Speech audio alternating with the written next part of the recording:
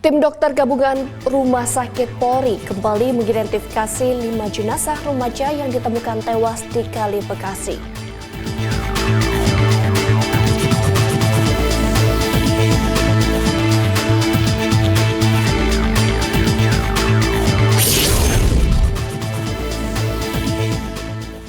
Polda NTB menggelar apel pasukan operasi Mandalika Gatari di lapangan Baradaksa. Apel pasukan ini guna pengamanan MotoGP Mandalika.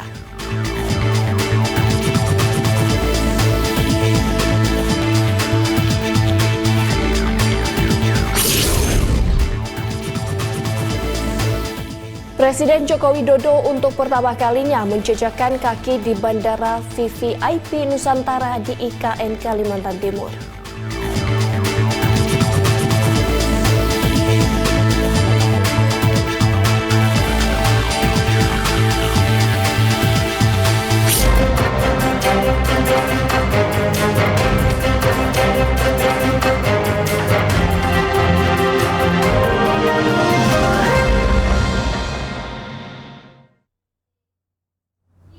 Selamat pagi pemirsa, Presisi Pagi kembali hadir untuk Anda. Seperti biasa, selain 3 berita utama tadi, selama 1 jam ke depan kami juga telah menyiapkan sejumlah informasi terkini lainnya. Bersama saya Bribda Joy Syunika, inilah Presisi Pagi selengkapnya.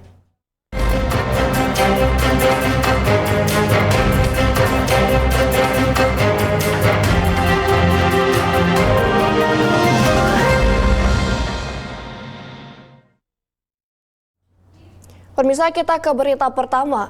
Tim dokter gabungan kembali mengidentifikasi 5 jenazah remaja yang ditemukan tewas di Kali Bekasi. Total sudah 7 jenazah yang diidentifikasi di Rumah Sakit Polri. Shalom, Om Swastiastu, salam kebajikan, nama budaya. Hal ini disampaikan Karukit Bayangkara tingkat 1 Pusdokes Polri, Brigjen Pol Prima Heru Yuliantono dalam konferensi pers di RS Polri Jakarta pada Kamis sore. Jenazah pertama yang teridentifikasi ialah Muhammad Farhan, laki-laki berusia 20 tahun, yang merupakan warga Pedurenan, Bekasi. Jenazah kedua teridentifikasi sebagai Rizky Ramadan, laki-laki berusia 15 tahun, yang berdomisili di Bantar Gebang, Bekasi. Kemudian jenazah ketiga teridentifikasi sebagai Rido Darmawan, laki-laki berusia 15 tahun yang juga berdomisili di Bekasi. Jenazah keempat ialah Reski Dwi Cahyo, laki-laki berusia 16 tahun yang tinggal di Bantar Gebang. Dan yang terakhir ialah Vito Satriani, laki-laki berusia 15 tahun yang tinggal di Pedurenan Mustika Jaya, Bekasi.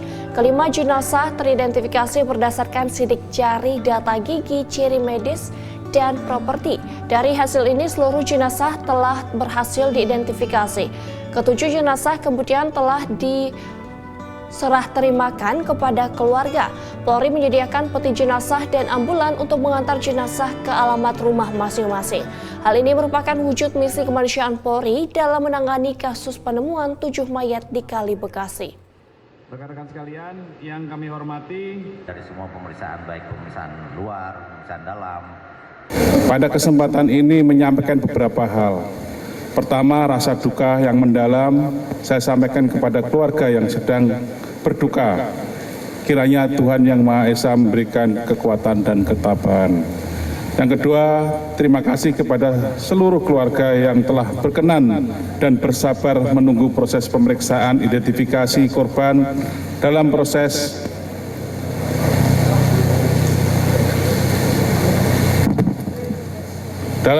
pemeriksaan, kami mengutamakan ketepatan dan bukan kecepatan. Puji syukur pada Tuhan Yang Maha Esa bahwa pada hari ini, Kamis 26 September 2024, tim gabungan telah berhasil menuntaskan pemeriksaan terhadap 5 jenazah yang tersisa dari kasus penemuan 7 jenazah di Bekasi beberapa hari yang lalu. Kami mohon maaf atas segala hal yang kurang berkenan dalam pelaksanaan kegiatan ini, dan pada hari ini kami menyerahkan 5 jenazah kepada Kasat Reskrim Polres Metro Bekasi Kota. Pemirsa, kita beralih ke kasus perjudian. Dalam pengungkapan kasus kasino yang berkedok tempat karaoke di Semarang, Jawa Tengah, aparat kepolisian menetapkan 10 orang tersangka dalam kasus ini. Rencananya penyidik Polrestabes Semarang akan memanggil para pemain kasino dan juga pemilik gedung tempat hiburan yang disewakan untuk arena kasino ini. Usai menggerebek sebuah kasino yang berkedok tempat karaoke di Jalan Puri Anjas Moro Raya Semarang, Jawa Tengah, aparat kepolisian menetapkan 10 orang tersangka dalam kasus ini. Sebagai pengembangan perkara, penyidik Polrestabes Semarang akan memanggil para pemain kasino ini. Kapolrestabes Semarang Kombes Pol Irwan Anwar mengatakan, pihaknya telah menyita catatan berupa data pemain serta riwayat permainan kasino. Kombes Irwan menyebut pihaknya juga akan memanggil pemilik gedung tempat hiburan yang disewakan untuk arena kasino ini.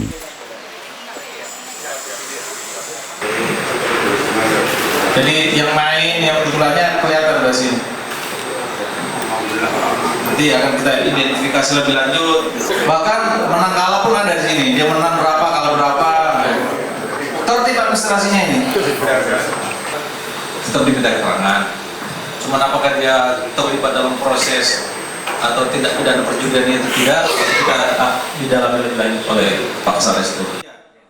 Diketahui para tersangka kembali dilakukan pemeriksaan oleh penyidik Satreskrim Polrestabes Semarang pada Rabu lalu. Pemeriksaan ini diperlukan untuk keperluan penanganan kasus perjudian. Ke-10 tersangka ini memiliki peran yang berbeda-beda, mulai dari penyelenggara, kasir, hingga petugas keamanan. Dari peristiwa ini diamankan 12 orang, kemudian 10 yang dilakukan penahanan, 2 orang itu office boy, bagian-bagian bersih, bagian kebersihan. Dan ke-10 tersangka ini masing-masing memiliki peran. Kombes Irwan menegaskan para tersangka dijerat pasal 303 tentang perjudian dengan ancaman hukuman 10 tahun penjara.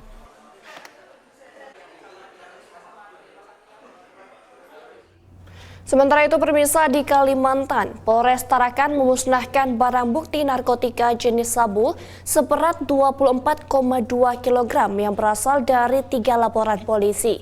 Pemusnahan barang haram ini dipimpin langsung Kapolres Tarakan AKBP Adi Saptia Sudirna.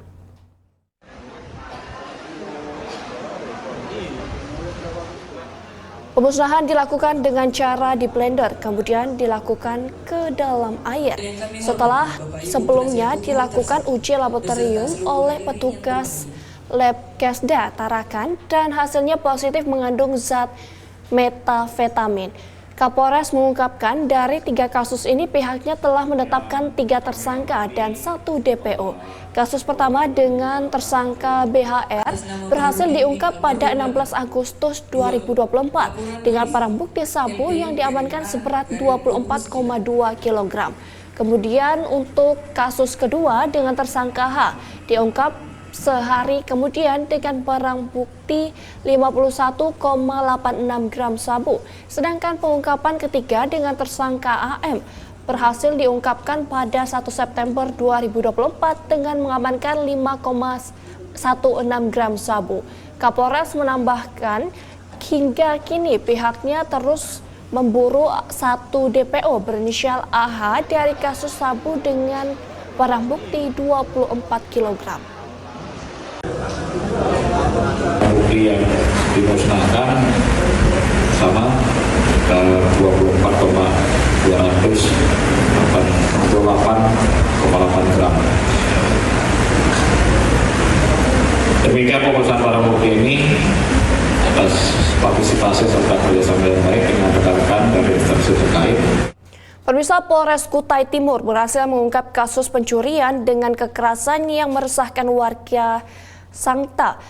Pelaku telah melakukan aksinya di 4 lokasi berbeda dengan modus operandi yang sama. Selain itu, Polres Kutai Timur juga berhasil mengungkap tindak pidana pencabulan dan persetubuhan anak di bawah umur.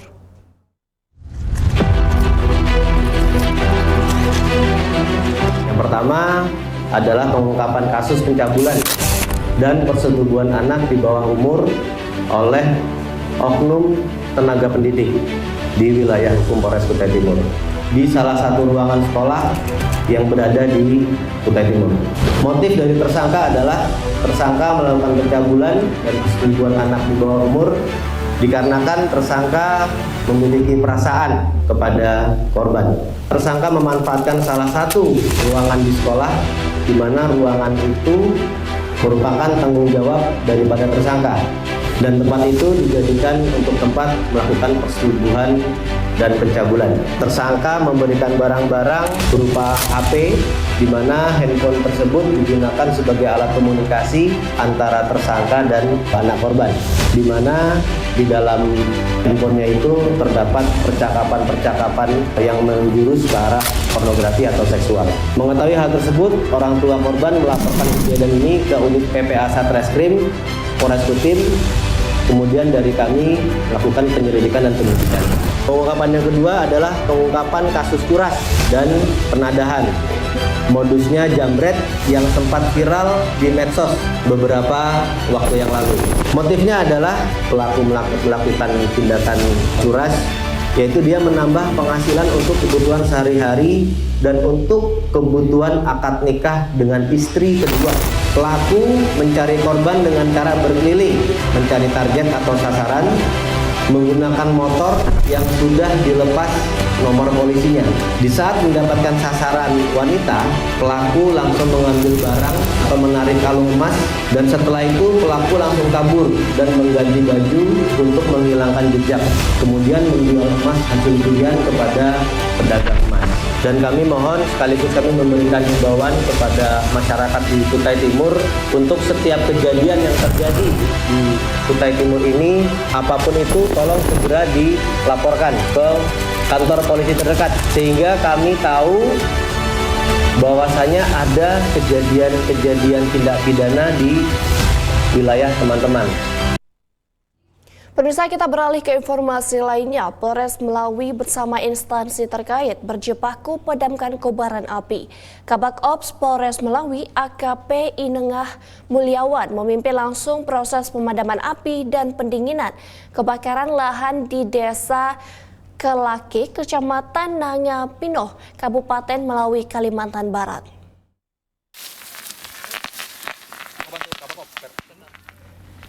Kapolres Melawi AKBP Muhammad Syafi'i melalui Kabak Ops Polres Melawi mengatakan pemadaman dilakukan setelah mendapatkan informasi adanya kebakaran lahan. AKP Inengah menambahkan proses Polres Melawi bersama BPBD Melawi, pemerintah desa Kelakik dan masyarakat berjibaku memadamkan api. Polres Melawi melibatkan cukup banyak personelnya dan proses pemadaman menggunakan alat pemadam dari Polres Melawi dan BPBD. Para personel terus melakukan upaya-upaya penyekatan dari berbagai sisi agar api tidak menjalar ke lokasi lain. Mengingat saat ini terjadinya kebakaran, angin menghembus cukup kencang. Kabak Ops Polres Melawi menyampaikan proses pemadaman berlangsung selama kurang lebih 5 jam dan akhirnya api dapat dipadamkan. Masyarakat diimbau agar tidak melakukan pembukaan lahan dengan cara membakar dan bersama-sama menjaga kelestarian alam.